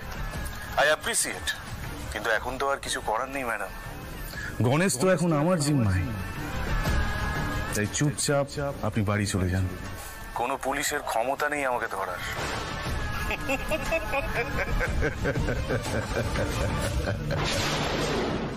লোকটা আমাকে এইভাবে বোকা বানালো যোগ্যতা। গণেশ মূর্তিটা আমাদের সকলের চোখের সামনে থেকে নিয়ে চলে গেল। ছি ছি ছি ছি ছি। এসব করে আর কোনো লাভ নেই পর্ণা। আমি তোমাকে বারবার বলেছি, তুমি অনেক বাড়াবাড়ি করে ফেলেছো, যথেষ্ট ভুগিয়েছো। সত্যি মানে পর্ণা, এবার দয়া করো প্লিজ। আর জোর করে ঝামেলা বাড়িও না, এবার বাড়ি চলো। ম্যাডাম, আপনি চিন্তা করবেন না, আমরা আছি। আমার বিশ্বাস শয়তানটা একদম বেশি দূর যেতে পারেনি। আমরা একটু চেষ্টা করলে ওকে ধরতে পারবো। এই এমপ্লয়িগুলোকে আর একটু করকালেই ওদের পেট থেকে আসল সত্যিটা বেরিয়ে আসবে। কি সুদর্শন বাবু, এতক্ষণ আপনি কোথায় ছিলেন? আমি এই আশপাশটা একটু ঘুরে দেখে এলাম স্যার, কোথাও কিচ্ছু নেই। আমার কিন্তু মনে হয় আমাদের গ্রুপটার এবার বেরিয়ে পড়া উচিত। আশপাশটা একটু রেড করে দেখি, যদি কিছু পাওয়া যায় আমি আপনাকে ইনফর্ম করছি। আপনারা বরং ততক্ষণ এখানেই থাকুন। ম্যাডাম, যাই হোক, আপনার বন্ধুকে যে খুঁজে পেয়েছেন এটাই অনেক বড় কথা। মানুষের জীবনের থেকে বড় আর কি হয় বলুন। যাই হোক স্যার, আমরা ধরে এলাম। Thank you. এই অপারেশন আলফাতে থাকার জন্য আপনাদের সবাইকে অনেক ধন্যবাদ।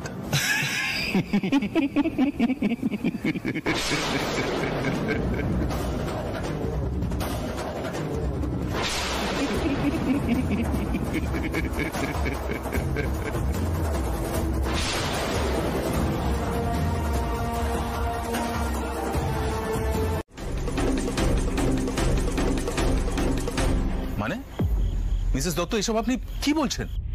হ্যাঁ স্যার, আপনি ওনাকে বোঝান। আচ্ছা ম্যাডাম, আপনি ঠিক কি মিন করতে চাইছেন বলুন তো? পুলিশ নয় মানে আপনাদের এতক্ষণ ধরে অপারেশনে হেল্প করলাম আর তার এই প্রতিদান? অভিনয় করে আর কোনো লাভ নেই। আপনি ধরা পড়ে গেছেন আর আপনার এই হাসি আপনাকে চিনিয়ে দিয়েছে। ম্যাডাম সরি টু সে, এবার কিন্তু আপনি লিমিট ক্রস করে যাচ্ছেন। ম্যাডাম আপনি একটু শান্ত হন, উনি তো এখানকার লোকাল থানার অফিসার, উনি কেন? স্যার বৌদি ভাই যখন বলছে তার কথা নিশ্চয়ই কোনো ভিত্তি আছে। বৌদি ভাইকে প্লিজ বলতে অ্যালাউ করুন। না পড়না, তুমি আর একটাও কথা বলবে না। দেখো আমি কিন্তু তোমার জন্য আর নতুন কোনো ঝামেলা পোয়াতে চাই না। আরে বাবা মেজদা চুপ কর না। আরে ধীরে এসে তোরই ডোবাস না, প্লিজ চুপ কর এখন। তোর জন্য তুই অফিসার আমি আপনাকে সবটা বুঝিয়ে বলছি। ওনাকে সন্দেহ করার অনেকগুলো কারণ আছে। আপনি যখন বলেছিলেন অপারেশন আলফা, তখন কিন্তু এই লোকটা কিছুক্ষণ পজ নিয়ে তারপর রিঅ্যাক্ট করেছে। Operation alpha?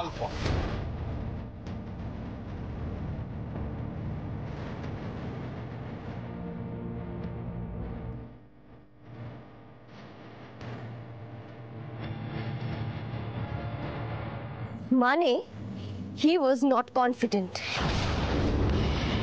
আর দ্বিতীয়ত যখন আপনার অর্ডার অনুযায়ী সবাই মিলে রেস্টুরেন্টের ভেতরে সার্চ করছিল আর আমার কাছে মেঘনাথের ফোন এলো, তখন কিন্তু এই লোকটা ভেতরে ছিল না। মেঘনাথের ফোনটা রাখার পরেই হঠাৎ করে এই লোকটা আবার ভেতরে চলে এলো। সুদর্শন বাবু, এতক্ষণ আপনি কোথায় ছিলেন? মেঘনাথ যখন আমাকে ফোন করেছিল প্রথম দিনেই ওর হাসিটা আমার কানে লেগেছিল। তারপরে যখন ভিডিও কল করে তখন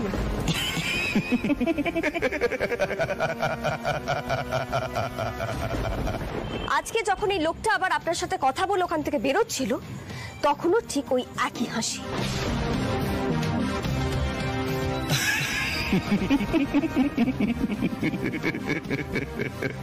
ওই হাসিটাতেই আমার কাছে সবটা পরিষ্কার হয়ে যায়।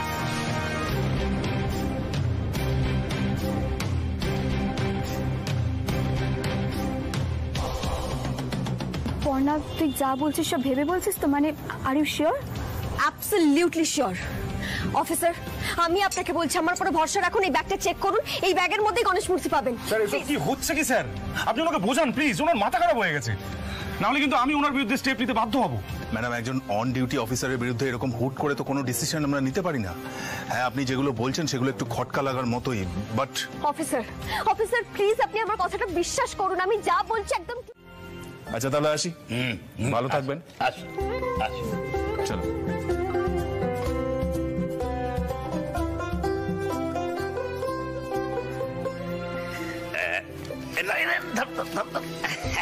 কি আমি বলেছিলাম না দিদিভাই ঠিক গণেশ ঠাকুরকে ফিরিয়ে আনবে? মিললো তো আমার কথা? না আপনি খালি দিদি ভাই কেন করছেন বলুন তো? পুলিশ অফিসার তো আমার বাবুটার কথাও বলে গেলেন, আপনি কি শুনতে পেলেন না সেটা? ও তো আপনার নাতি মা, সুদের সুদ। কিন্তু আপনার ব্যবহার দেখে তো সে কথা বোঝার কোনো উপায় নেই। কৃষ্ণা চুপ করো না। কেন চুপ করবো বলতে পারো? আমার বাবু যদি না থাকতো পর্ণা কি একা বাড়ি ফিরতে পারতো নাকি এসব নিয়ে? বাহ মা বাহ, দাদা যখন বৌদি ভাইয়ের সাথে গিয়েছিল তখন তো তুমি যা না তাই বলেছিলে, এখন পুরো ক্রেডিটটা দাদা রয়ে গেল। এই বর্ষা একদম কথা বলবি না, থাপড়া মেরে মুখ সোজা করে দেবো আমি তোর।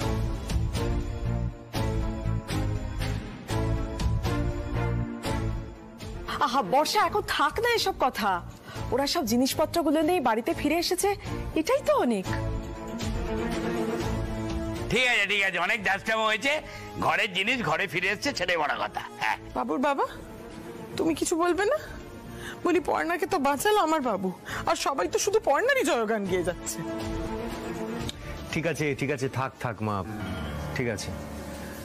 তবে বিশ্বাস করো তুমি যাই বলো, পর্ণার মতো সাহস আমার নেই।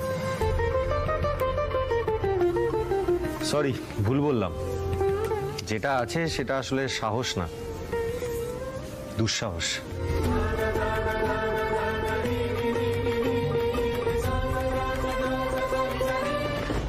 পর্ণা তোমাকে আমি পরিষ্কার করে একটা কথা বলে দিচ্ছি, আর এটা আমি শেষবারের মতো বলছি, তুমি এসব গুন্ডা বদমাইশদের মধ্যে আর থাকবে না,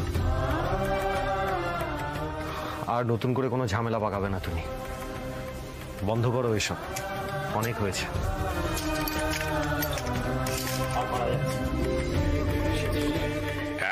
বড় খোকা চ টাকাটা গুনে নি চ। বড় খোকা দাঁড়া। বড় বৌমা যাও তো গণেশ ঠাকুরকে নিয়ে ঠাকুর ঘরে রেখে এসো। ছোট বৌমা তুমিও যাও। আচ্ছা আমিও যাই, অনেক কাজ পড়ে আছে।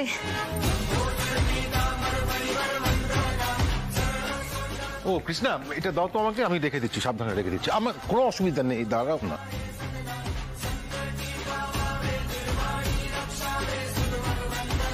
তুমি রুচিকে এই বাড়িতে আসতে বারণ করে দাও, আর ওকে ভালো করে বুঝিয়ে বলে দাও ও যেন চয়নের সাথে মেলামেশা না করে। কি বলছো এসব? আমি কি বলতে চাইছি তুমি সেটা ভালো করে বুঝতে পারছো না? ওই মেয়েটা যে আমার ভাইকে ধরে ফুসলাচ্ছে, তুমি কি ভেবেছো আমার চোখে কিছু পড়ছে না? এসব কি জাতা কথা বলছো বলো তো? কেউ কেন কাউকে ফুসলাতে যাবে? দুজনেই তো অ্যাডাল্ট, ওরা দুজনেই দুজনের মতন করে নিজেদের জীবনের সিদ্ধান্ত নিতে পারে। পর্ণা, তোমার এইসব পুঁথি পড়া বিদ্যে না তুমি অন্যজনের সামনে গিয়ে দেখাও, আমার সামনে একদম এসব দেখাতে এসো না। আচ্ছা, মুশকিলে পড়া গেল তো। এটা আবার মুশকিল কি? তুমি কি ভেবেছো আমি কিছু বুঝি না? কই এরকম তো আগে ছিল না, যেই দেখেছে নিজেদের বাড়ি সরকারি চাকরি অমনি শুরু হয়ে গেছে না? আমাকে একটু বাড়ি পর্যন্ত ড্রপ করে দেবেন কেন? তুমি একা একা আসতে পারো, একা একা যেতে পারো না? বাচ্চা মেয়ে যেন। সৃজন, রুচি এতদিন হলো আমাদের বাড়িতে যাতায়াত করছে, ওর সাথে চয়নের একটা বন্ধুত্বের সম্পর্ক তৈরি হতে পারে না? আমি না সত্যি বুঝতে পারছি না, আজকে যদি আমি তোমার কাছে লিফট চাই তুমি আমাকে কোথাও ড্রপ করতে পারো না? এতে আবার বাড়ি চাকরি সব কোথা থেকে আসছে? পর্ণা, তুমি আমাদের সঙ্গে ওদের তুলনা করছো? আরে আমরা স্বামী স্ত্রী, আমাদের ব্যাপারটা আলাদা। তাই দেখো, কথা বাড়িও না, এসব যা চলছে আমার কিন্তু একদম পছন্দ হচ্ছে না। আমি কিন্তু এগুলো আমি মেনে নেব না। এসব মেয়েদের না আমার খুব ভালো করে জানা আছে। এই সৃজন, এসব আবার কি কথা? এসব মেয়ে মানে? দেখো, রুচি কিন্তু আমার বন্ধু। তোমার সব কটা বন্ধু ফালতু, এটা আমি আগেও বলেছি। খবরদার সৃজন, আমি কিন্তু তোমাকে সাবধান করে দিচ্ছি, আমার বন্ধুদেরকে নিয়ে একদম আজে বাজে কথা বলবে না। বলতাম না, কিন্তু ব্যাপারটা যখন আমার পরিবারের সঙ্গে যুক্ত আমাকে তো বলতেই হবে, তাই না? চনু মোটেই সেরকম ছেলে না যে ও মেয়েদের পেছনে ঘুরঘুর করবে। এই বাড়ির ছেলেরা মেয়েদের পেছনে ঘুরঘুর করে না, উল্টে মেয়েরা আমাদের পেছনে ঘুরঘুর করে, আমরা পাত্তা দিই না। কারণ আমাদের বাড়িতে প্রেম করার নিয়ম নেই। নিজের কাকার জীবনে এমন একটা ঘটনা ঘটে যাওয়ার পরও তুমি কথা বলছো? নিজে চোখের সামনে দেখেছিলে কিভাবে দুটো জীবন নষ্ট হয়ে যাচ্ছিল, তারপরও বলছো এই কথা? আর তারপরে বাড়িতে কি অশান্তি হয়েছে সেটা নিশ্চয়ই আমরা ভুলে যাইনি। তুমি হঠাৎ বাড়িতে এসে বিপ্লব ঘটাবে আর রাতারাতি সব বদলে যাবে, সেটা তো হতে পারে না। তাই সত্যি আজকালকার দিনেও যে তুমি বুক ফুলে কি করে এরকম অবাস্তব কথা বলছো আমি না বুঝতে পারছি না, অসাধারণ। দেখো বর্ণা, আমি তোমাকে একটা কথা বলছি, তোমার জন্যে এই বাড়িতে একের পর এক অশান্তি হয়ে চলেছে, আর ওই মেয়েটার জন্য আবার নতুন করে বাড়িতে অশান্তি হোক সেটা আমি মেনে নিতে পারবো না। সেটা আগে থেকে কি করে ভেবে নিচ্ছ বলো তো সৃজন? রুচিকে এই বাড়িতে প্রত্যেকে পছন্দ করে, কই আগে থেকে তো কেউ বলেনি যে ওকে নিয়ে ওই সমস্যা রয়েছে কারো? বলেনি, বলবে। এই বাড়ির লোকেদের না তোমার থেকে আমি বেশি ভালো করে চিনি, আর তোমারই তো বন্ধু, সারাদিন চ্যাটাং চ্যাটাং কথা বলে। জেঠু তো মোটেই পছন্দ করে না, এবার যদি শোনে প্রেম তাহলে যে কি হবে সেটা আমি ভাবতেই পারছি না। চনুর এই বাড়িতে টেকা দায়ী হয়ে যাবে। না না না না, আমি ওই মেয়েকে কিছুতেই এ বাড়িতে অ্যালাউ করতে পারবো না। ওই মেয়ের জন্য আবার এই বাড়িতে অশান্তি হোক সেটা আমি মেনে নিতে পারবো না, কিছুতেই না। সৃজন, ওরা দুজনেই কিন্তু অ্যাডাল্ট, ওরা যদি দুজন দুজনকে পছন্দ করে থাকে আমি রুচিকে বারণ করতে পারবো না। তুমি যদি রুচিকে বারণ না করো তাহলে আমাকে বাধ্য হয়ে কথাগুলো বলতে হবে, আর এই মুহূর্তে এই নিয়ে আমি কোনো কথা বলতে চাই না। তাই ভালোই তুমি ওদের মেলামেশা বন্ধ করো। কি মুশকিল সৃজন, আমি তোমার এই অযৌক্তিক কথাবার্তাকে না সাপোর্ট করতে পারছি না। তার মানে তুমি আমার কথা শুনবে না, তাই তো? আমি জানতাম তুমি আমার কথা শুনবে না। আমি বারণ করলে শুনবেই বা কেন? তুমি আমাকে একটা শোনার মতন কথা বলো, আমি নিশ্চয়ই শুনবো, কিন্তু তুমি যদি বলো আজকালকার যুগের ছেলেমেয়েরা প্রেম ভালোবাসা করতে পারবে না, সেই কথাটা কি শোনা সম্ভব? মা ঠিকই বলে, তুমি না ভাবো পরিবারের কথা, না ভাবো আমার কথা। তুমি শুধু নিজের স্বার্থের জন্য, নিজের নাম কেনার জন্য সবকিছু করে যাও। এই দেখো, চয়নের বউ এনে দিলাম, চয়নের সংসার করে দিলাম, আমি কত মহান বৌদি। শুধু এটা প্রমাণ করার নেশায় তুমি এখন মত্ত। ঠিক আছে, আমিও তোমাকে বলছি, রুচি আর চয়নের মধ্যে কোনো রকম সম্পর্ক আমি মেনে নেব না। দেখি তুমি কি করতে পারো। সৃজন, আমার সাথে কিন্তু তোমার শত্রুতার সম্পর্ক নয়। কেন জেদ করছো? বেশ করেছি, তোমার সাথে আমার শত্রুতারই সম্পর্ক। বেশ, তোমার যখন মনেই হচ্ছে আমি তোমার শত্রু, তখন তো আর আমার কিছু বলার থাকতেই পারে না। তবে হ্যাঁ, আমি তোমাকে একটা কথা বলে দিই, আমি তো একটা সুস্থ মস্তিষ্কের মানুষ, তাই আমি রুচিকে বারণ করতে পারবো না। পর্ণা, পর্ণা, ঈশার নামটা শুনলাম, মনে হলো মা আবার কি খোট পাকাচ্ছে ঈশাকে নিয়ে। সত্যিই তো, কি কাণ্ডটাই না করেছে পর্ণা ঈশার সাথে। ছি ছি ছি ছি ছি। মা, তুমি একবার ঈশাকে বাড়িতে আসতে বলো তো। বাবুরে, তোকে তো বলা হয়নি আসলে, মৌমিতা না ঈশাকে ফোন করেছিল। হ্যাঁ, ঈশা না স্পষ্ট না বলে দিয়েছে, দিয়ে বলেছে সৃজন না বললে আমি ও বাড়িতে যাব না। সেটাই তো, তাও তো মা ও এক প্রকার রাজি হয়েছে, আমি হলে তো কিছুতেই রাজি হতাম না। না না মা, এই পর্ণার এসব কাণ্ড কারখানা, এইসব বাড়াবাড়ি কিছুতেই মেনে নেওয়া যাচ্ছে না। আর মা, মা তুমি আর বৌদি রেডি হয়ে নাও, আমিও রেডি হচ্ছি। তোমরা আমাকে ঈশার বাড়িতে নিয়ে চলো। হ্যাঁ, আমি ওর বাড়িতে গিয়ে ওর কাছে ক্ষমা চেয়ে ওকে আবার কাজে ফিরিয়ে নিয়ে আসবো। তুই যাবি বাবু? ঠিক আছে, আমি আর মৌমিতা এক্ষুনি তৈরি হয়ে নিচ্ছি। হ্যাঁ, তারপর আমরা একসাথে ঈশার বাড়ি যাব। ঠিক আছে বাবা, সোনা ছেলে আমার।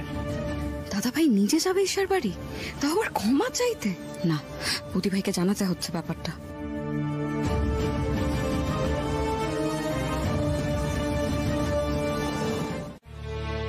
সৃজন, তুমি বুঝতে পারছো না, ঈশা কিন্তু আমাদের সংসারে একেবারে মড়ক লাগাবে, আমাদের জীবনটাকে একেবারে অশান্তিতে অশান্তিতে জেরবার করে ছেড়ে দেবে। কেন বুঝতে চাইছো না তুমি? বিশ্বাস করো আমার কথাটা, তোমার যেখানে খুশি তুমি যাও, কিন্তু দয়া করে ঈশার সামনে গিয়ে হাত পেতো না। ও গেছে, আপদ বিদায় হয়েছে।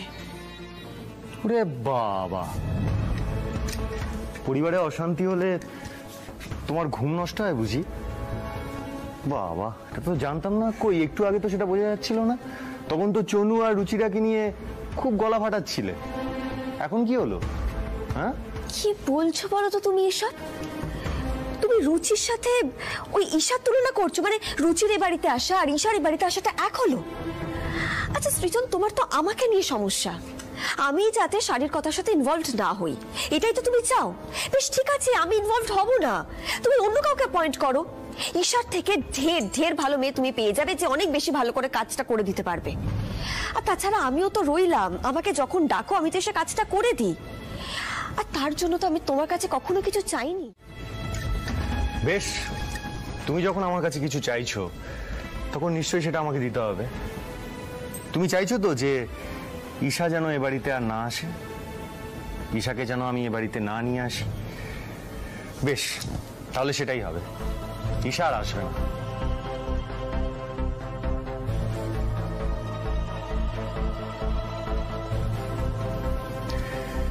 কিন্তু তার বদলে তোমাকে আমার একটা কথা শুনতে হবে, রুচিরা যেন এ বাড়িতে আর না আসে।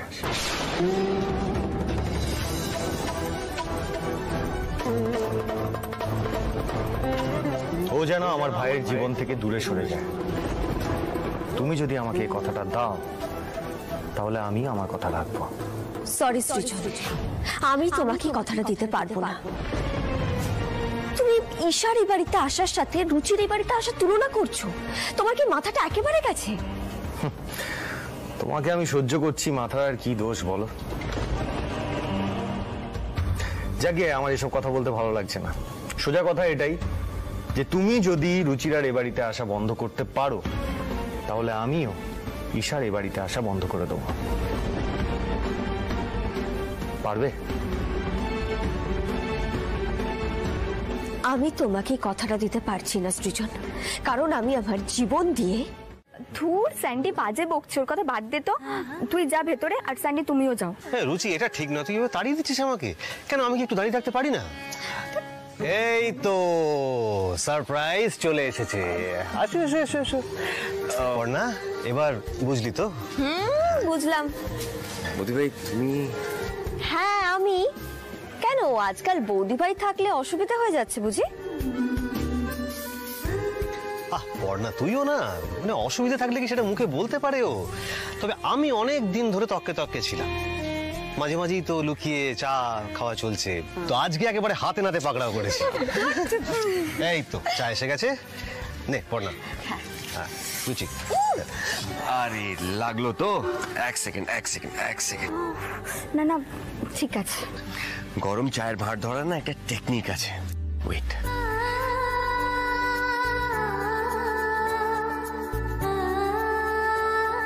এই ফোনটা অ্যাজ আ প্লেট ইউজ করো।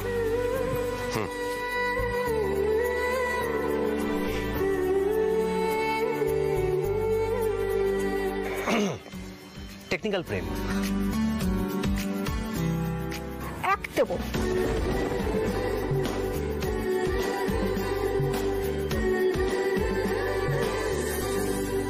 যোগু দাদা, চয়ন আর রুচির সম্পর্কটা যে দিন দিন এগোচ্ছে, কিন্তু